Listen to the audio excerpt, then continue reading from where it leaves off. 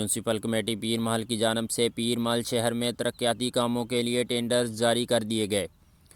پنجاب حکومت کی ہدایت کی روشنی میں پیر محل شہر میں 5 کروڑ کی لاگت سے 34 اسکیموں کے ٹینڈرز جاری کرنے کے لیے اجلاس میونسپل کمیٹی پیر محل میں منعقد ہوا، جس کی صدارت ایڈیشنل ڈپٹی کمشنر فنانس منور حسین گرایا نے کی۔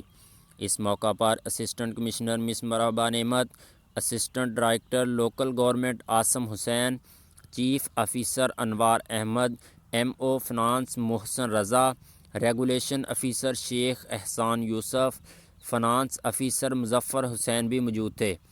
34 اسکیموں کے ٹینڈرز حاصل کرنے کے لیے ٹھیکیداروں نے بولی میں بڑھ چڑھ کر حصہ لیا۔ آخر میں 33 اسکیموں کے ٹینڈرز جاری کر دیے گئے۔ ایک اسکیم کے لیے کسی بھی ٹھیکیدار نے بولی نہیں دی۔ اسسٹنٹ کمشنر پیر محل مس مرحبا نعمت نے کہا کہ تحصیل انتظامیہ شہریوں کو بنیادی سہولیات کی فراہمی اور ان کے مسائل کے حل کے لیے کوشاں ہے۔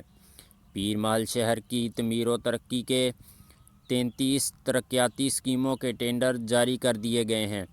اسکیموں پر فوری کام شروع کیا جائے۔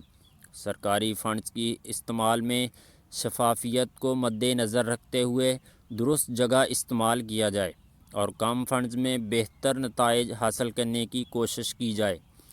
چیف آفیسر انوار احمد نے کہا کہ پیر محل کے مختلف محلوں میں گلیوں کی پختگی، سڑکوں کی کارپیٹنگ، سٹریٹ لائٹ کے کاموں کو 100% مکمل کیا جائے۔ کیمرہ مین محسن بشیر کے ساتھ چودھری محمد رمضان، پیر محل ٹی وی۔